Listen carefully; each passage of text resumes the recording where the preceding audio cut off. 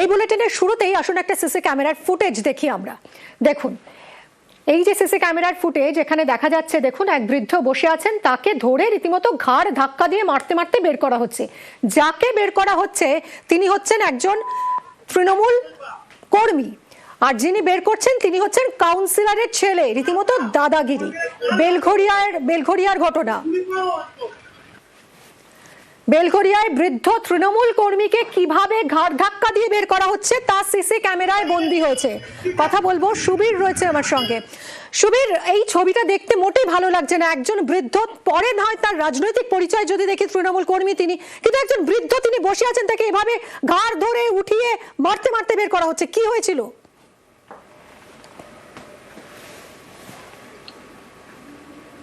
দেখো, কামারহাটি পৌরসভার ৩২ নম্বর ওয়ার্ডের অন্তর্গত বেলঘড়িয়া নন্দননগর এলাকা, সেখানে তৃণমূলের দলীয় কার্যালয়ের সামনে বসেছিলেন এই প্রবীণ যিনি তৃণমূল কর্মী দীপঙ্কর দে, এবং এই দীপঙ্কর দের সঙ্গে দেখা যায় তর্কাতর্কি হতে, এবং কাউন্সিলর যিনি রয়েছেন কানু দাস এবং তার ছেলে জয় দাস, তারা কিন্তু তর্কাতর্কির মধ্যে জড়িয়ে পড়েন।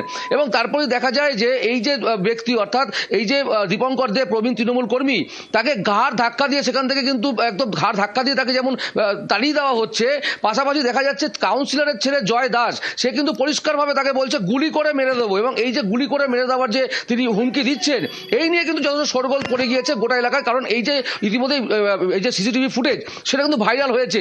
এবং এই ঘটনায় আমরা যোগাযোগ করার চেষ্টা করেছিলাম তৃণমূল কাউন্সিলরের ছেলে জয় দাসের সঙ্গে, কিন্তু তার সঙ্গে তিনি ক্যামেরার সামনে আসেনি, তিনি যোগাযোগ করা যায়নি। কিন্তু কাউন্সিলর পরিষ্কারভাবে জানাচ্ছে তর্কাতর্কি হয়েছে, যাকে ধাক্কা দেওয়া হয়েছে সে তৃণমূল কংগ্রেস করে, কিন্তু এই যে গুলি করে দেওয়ার যে ঘটনা, সেটা কিন্তু কাউন্সিলর অস্বীকার করেছে।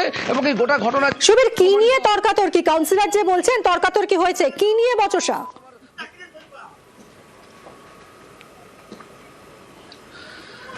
দেখো, একটি লোন, অর্থাৎ রাজ্য সরকারি তরফ থেকে যে বৃদ্ধদের যে লোন দেওয়ার যে বিষয়, সেই লোন দেওয়ার বিষয় নিয়ে কিন্তু এই গন্ডগোল হয়। এবং তিনি কিন্তু লোনের জন্য, অর্থাৎ লোনের টাকার জন্য কিন্তু তিনি পৌরসভায় পর্যন্ত গিয়েছিলেন, কিন্তু সেই জায়গা থেকে তাকে বলা হয়েছে যে কাউন্সিলরের সঙ্গে যোগাযোগ করতে, এবং কাউন্সিলরের ছেলে অর্থাৎ জয় দাস তার কথাও কিন্তু তিনি বলেছেন। কিন্তু এই যে ঘটনা, অর্থাৎ এই যে গুলি করে মেরে দেওয়ার যে ঘটনা, তারপর থেকে কিন্তু এই যে বৃদ্ধ অর্থাৎ প্রবীণ তৃণমূল কর্মী তাকে দীপঙ্কর দে, তাকে কিন্তু কোনো রকম ভাবে কিন্তু তার খোঁজ পাওয়া যাচ্ছে না। তার বাড়িতে কিন্তু সে নেই, তালাবন্ধ অবস্থা রয়েছে। এবং এই যে ঘটনা তিনি কিন্তু স্বীকার করে নিয়েছেন কাউন্সিলর, যে এই ঘটনাটা কখন ঘটেছিল আর কখন থেকে এই প্রবীণ নেতার খোঁজ পাওয়া যাচ্ছে না?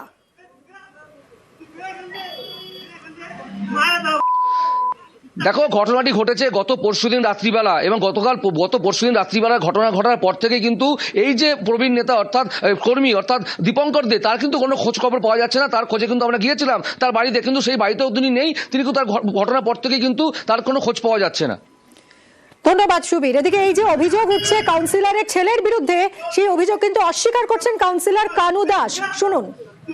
যেই ভদ্রলোক এখানে আসছিল, সেই ভদ্রলোকের সঙ্গে তর্ক হয়েছে, এটা বাস্তব ঘটনা। উনি লোনের জন্য ওনার ওয়াইফকে নিয়ে কামারহাটি পৌরসভায় গেছে। সেই পৌরসভায় আমার ছেলের নাম ভাঙিয়েছে, বলছে আমি জয়ের লোক, হ্যাঁ আমার লোনটাকে পাওয়ার ব্যবস্থা করে দিন। আপনি তাহলে বলছেন যে এই অভিযোগটা সম্পূর্ণ ভিত্তিহীন। এখানে সবাই এখানে ছিল, আমরা বলেছি তুমি এই কথাটা বলেছি, তুমি যাও বেরিয়ে যাও, এখানে আসবে না করে দিই, এই কথা আমরা বলা হয়েছে। পুরো ভাষানো হচ্ছে এখানে। এদিকে পুরো প্রধান আশ্বাস দিয়েছেন এই অভিযোগ সত্যি হলে ব্যবস্থা নেওয়া হবে। অভিযোগ করলে পরে যদি এটা সত্য হয় 100% আমরা ব্যবস্থা গ্রহণ করব। আমি পার্টির সঙ্গে কথা বলবো, পার্টি অফিস থেকে যদি ঘটনা হয়েছে এই পার্টির সঙ্গে কথা বলবো, তার জন্য যা শাস্তি সেটা তাকে পেতেই হবে, এর মধ্যে কোনো রকম ছাড় নেই। এবারে আসুন আমরা একটা রিলস দেখি। এই যে ছবিটা দেখতে পাচ্ছেন, এটা দেখে বুঝতেই পারছেন যে রিলস করা হয়েছে। একজন যুবক তিনি নেচে নেচে রিলস বানিয়েছেন, দেখুন ভালো করে।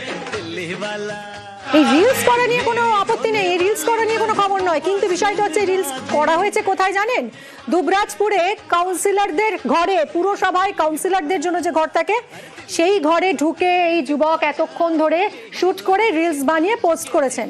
আর এখানেই নিরাপত্তা নিয়ে বড়সড় প্রশ্ন উঠছে। সুপ্রতিম রয়েছে সঙ্গে। সুপ্রতিম, এই যুবক এতক্ষণ ধরে রিলস বানালো, অথচ সিসি ক্যামেরায় মোড়া রয়েছে পুরসভা, সেখানে কেউ দেখতেই পেল না।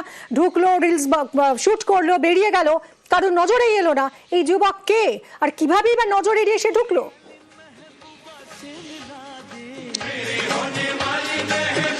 দেখো, যে খবর এখনো পর্যন্ত যা পাওয়া গেছে সেটা হচ্ছে এই যুবক কিন্তু দুবরাজপুরেরই বাসিন্দা, এবং ঠিক একদম সুযোগ বুঝে যখন দুবরাজপুর পুরসভা খোলা হয়েছে তখন কাউন্সিলরদের রুমে কেউ ছিল না, এবং কাউন্সিলরদের বসার যে নির্দিষ্ট জায়গা সেখানে ঢুকে যুবক কিন্তু রীতিমতো রিলস বানালো, এবং সেই রিলস বানানোর পর রিলস এডিট করা হয়েছে এবং রিলস রীতিমতো সমাজ মাধ্যমে আপলোড করা হয়েছে, এবং যে রিলস কিন্তু ইতিমধ্যে ভাইরাল হয়েছে, যে নাচের ভিডিও, এবং তাতেই কিন্তু প্রশ্ন উঠেছে দুবরাজপুর পুরসভার এই যে কাউন্সিলর রুমের মধ্যে ঢুকে সেভাবে রিলস বানালো, লাঞ্চ করলো, কেউ কোনো বাধা দিল না, এবং সেখানে লেখাই আছে কাউন্সিলর ব্যতীত কেউ ঢুকবে না।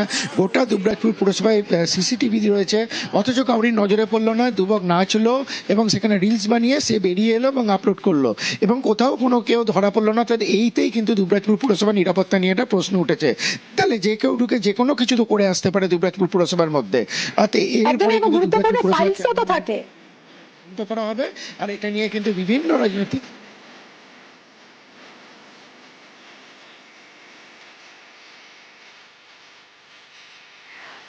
এবং সেখানে কি করে একজন বহিরাগত সিসি ক্যামেরায় মোড়া চত্বরে পুরসভার ভিতরে ঢুকে কিভাবে রিলস বানিয়ে বেরিয়ে চলে গেল কারণ নজরেই এলো না, নিরাপত্তা নিয়ে কিন্তু বড়সড় প্রশ্ন উঠছে।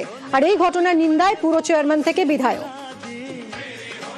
কাউন্সিলর রুমটা পৌরসভার গেটের সামনে, এবং সকালে অফিস টাইমে খোলায়, বিভিন্ন সময় বিভিন্ন কাউন্সিলররা আসেন, বিভিন্ন কাজ নিয়ে বসেন, তারা হয়তো চলে যান, কোনো সময় খোলা পেয়ে কেউ করেছে।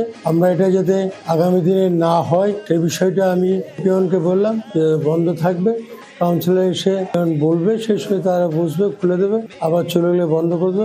হয়তো খুলে থাকার সুযোগ নিয়ে কোনো ব্যক্তি বা যুবক এটা করেছে, এটা অন্যায়, গরিত অন্যায়। হ্যাঁ, এটা ভবিষ্যতে যাতে না হয় তার জন্য আমরা দেখছি, রুমটা বন্ধ রাখার ব্যবস্থা রাখছি।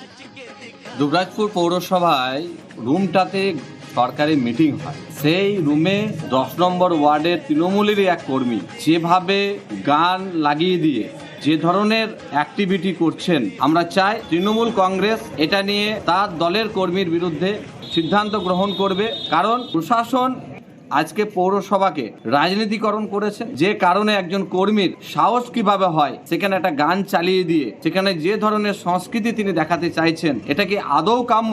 পৌরসভা কি এই ধরনের অ্যাক্টিভিটি করার জন্য অনুমতি কি পৌরসভা দিতে পারে? সেই জবাবটা পৌরসভাকে দিতে হবে।